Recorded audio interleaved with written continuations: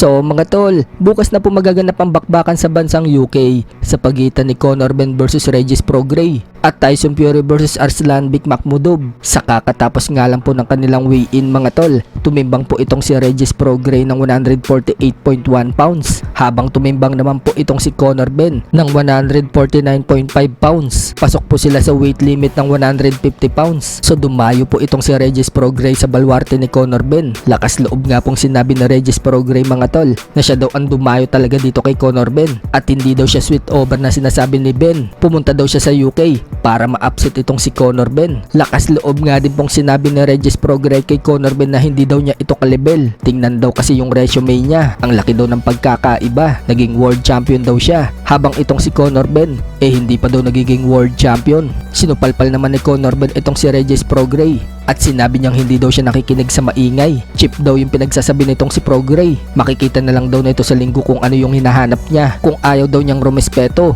gagawin daw niya maggalang itong si Prograis. Hindi daw ito matutuwa kapag nasuntok daw nito ang bibig niya. Habang sa heavyweight naman mga tol, tumimbang po itong si Makhmudov ng 264.9 pounds. Habang tumimbang naman po si Tyson Fury ng 267.9 pounds. Sa kabilang banda naman mga tol, bukas na nga din po ang laban ni Mel Fajardo sa bansang Argentina. Nandoon na nga po ang Team Fajardo mga tol noong isang araw pa. Makakalaban po ni Fajardo itong Argentinian fighter na si Tobias Jeremias Reyes. Matindi din po itong makakalaban ni Fajardo mga tol. May isa pa lang po kasi itong talo sa record niya at hindi pa nananockout. May 18 wins and 1 loss with 16 knockouts. Kaya masasabi natin mga tol na hindi rin to basta-basta kalaban. So sana po manalo dyan si Fajardo. Daan po kasi yan tungo sa World Championship niya sa mga susunod niyang laban. Sa ibang banda naman mga tol, dating gym ni Mayweather sa Hollywood, Los Angeles, California, tuluyan na pong nagsara. At ngayon, napalitan na po ng gym ni legend Manny Pacquiao. Matatandaan mga tol na dati na po nagkaroon ng problema sa gym ni Mayweather.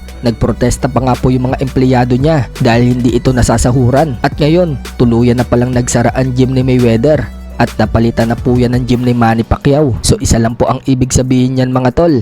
Magaling talaga humawak ng pera itong si Manny Pacquiao kaysa kay Mayweather. Pagdating naman po sa laban nila sa September 19, sinabi ni Manny Pacquiao kay Mayweather na maging lalaki daw ito kausap. Pinagkakalat kasi ni Mayweather mga tol na exhibition lang ang kanilang laban ni Manny Pacquiao. Pero paglilinaw ni Pacquiao mga tol, real fight daw ang pinirmahan ni Mayweather. Kung sakaling ipagpilitan pa rin ni Mayweather na exhibition yung laban nila, mapipilitan ang Team Pacquiao. Nakasuhan itong si Mayweather. Mapipilitan ang Team Pacquiao. Nakasuhan itong si Mayweather ng breach of contract. At katakot-takot na $100 million ang babayarin na Mayweather kapag nagkataon. Lalo pat nakakuha na pala itong si Mayweather ng advance payment. Sa iba pang balita mga tol, pinasilip po ni former 3 Division World Champion General Casimero ang ginagawa niyang sit-up. Makikita mga tol na manipis na po ang katawan ni Casimero habang kinukuhanan po siya ng video ng kanyang kapatid at head coach na si Jason Casimero. Sinabi pa nga po dyan ni Coach Jason na papaldo daw sila sa pakikipagpustahan sa timbangan dahil manipis at maliit na daw ang kanyang utol.